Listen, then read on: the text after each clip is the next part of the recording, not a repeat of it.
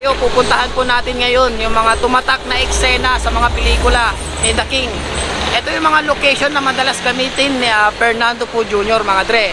Matagal na po ninyong nire-request ito, kaya ngayon sa video na ito pupuntahan natin at kakausapin natin kung meron tayong mga makakausap na mga pwedeng interviewin o kumustahin natin kung ito nga po pala talaga ang ginamit nila sa mga location ni FPJ. Let's go! Sa Muslim 357. Madre, naaalala nyo ba yung yung si FPJ sa Dalubhasa? Dito siya tumalon.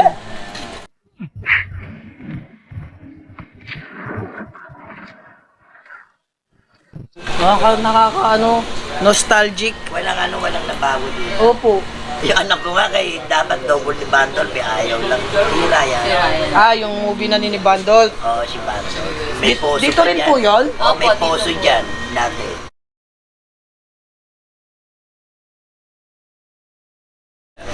Wala. Yung sa Yan. sila. Si Sir pala yun. Good morning po. Aba, Jerry?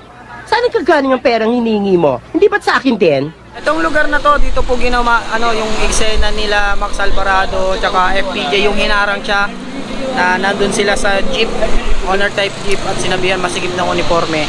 Ang movie po na yon yung Iyong Tundo, Kanyang Cavite, kung di ako nagkakamali. Kabo, sa nakikita ko medyo sumiskip na yung uniforme nyo. Dito po yun. Kumusta kayo mga dre? Welcome sa Rai TV. Pagpasok pa lang sa iskinitang ito mga dre ay bigla kong naalala ang mga tumatak na eksena ni The King sa kanyang mga pelikula. Sa unang tingin pa lang ay mamamangha ka talaga dahil napanatili ng may-ari ng lumang bahay na ito ang kanyang orihinal na disenyo kahit ilang dekada na ang lumipas. Alala nyo to? Adobo po to. Espesyal daw. Baka maalat na naman yan. Ang ilan sa mga pelikulang kinunan sa lugar na ito mga dre ay ang Padrino, Isang Bala Ka Lang, Muslim 357, Umpisahan Mo Tatapusin Ko, Kahit Konting Pagtingin, Dito sa Pitong Gatang, Walang Matigas na Tinapay sa Mainit na Kape, at Ang Dalubhasa. Kahit kailan, maaari kayong tumuloy dito. Naalala ko dito yung eksena nila Berting Labra nang sinabihan niya si Sernan Manahan na bigyan na lang ng lagay ang grupo ni Marco Polo upang magtigil na. Tenan! Amo naman ng matigil yan. Sige na! Ito yung isa sa mga matibay na ebidensya na ang bahay na ito mga dre ay makailang beses ginamit ni FPJ. Delphine, pwede ka bang makausap sandali?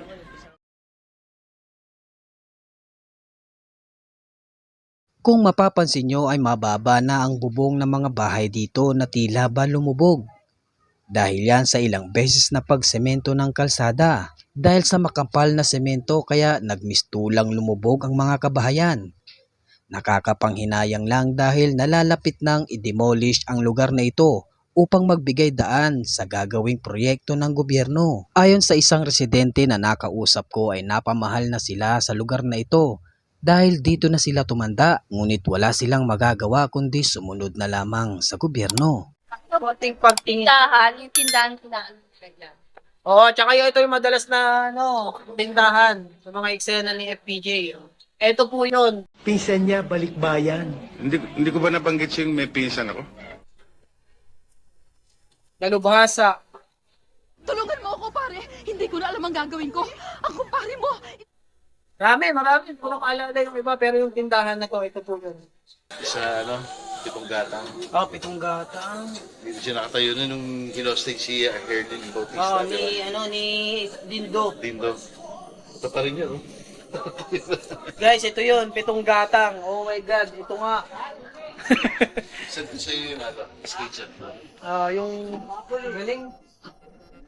Dito pala nagkabarila, no? Sila Dindo Arroyo. Oo, dito. Dante, huwag mong tama yung aking anak. Ito, no? Pakita mo yung street.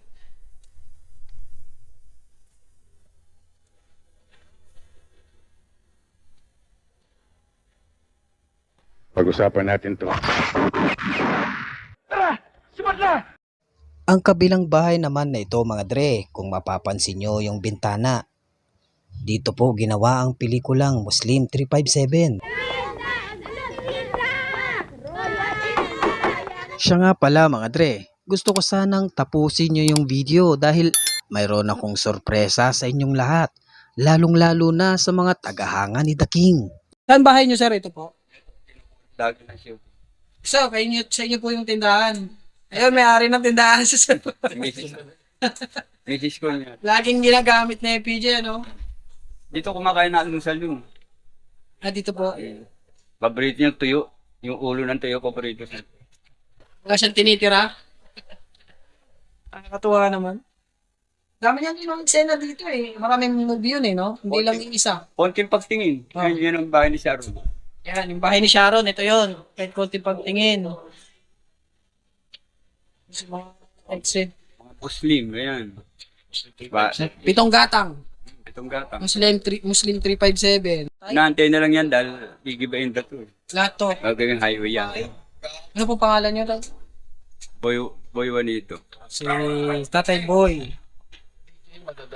Tama yun lahat yan. Si Tatay Boy ang may-ari ng tindahan na madalas gamitin ni The King sa mga eksena niya.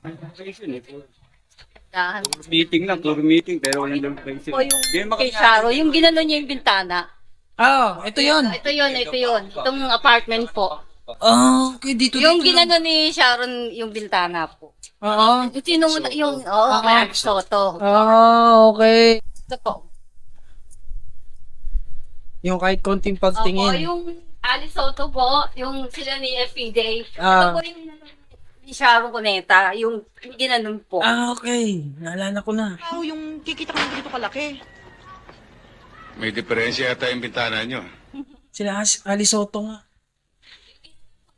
Ito yun, oo.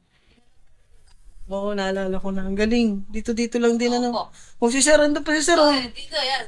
Ang mga Kuya Tony. extra, ganyan. Oh, ano to, yung mga original na FPG boys. Sir, yung shooting ng Julie Vega, tsaka si Esing ng Tondo.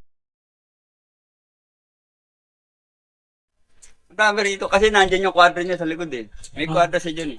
Kaya pala. Wala na, biniba, ano? Wimport. Ano na yan? For subdivision na yung nasa likod. Puro wimport na yan. Yan. Mawala yung San Lazaro. Inaibenta, wala na. Kaya pala. Tinanggal na tayo. Naging SM San Lazaro. Kasi dalawa yung kwadra niya, pati sa Makati.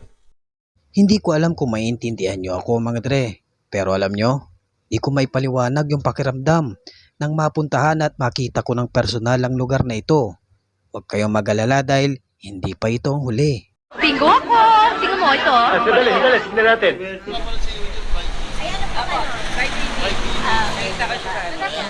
Sige pa, manahan namin. Sige po. Thank you po. Mga Dre, kung may mga naaalala kayong mga pelikula dun sa mga pinakita nating location, maaari bang i-comment nyo sa baba kasi baka nakalimutan ko na rin yung iba sa dami ng movie na ginawa ni FPJ sa location na ito. Okay? Comment po Ano, Roy? Saan ba tayo? Sir, kape muna tayo, tara. Sige. Huwag kalimutan mag-subscribe. Paalam.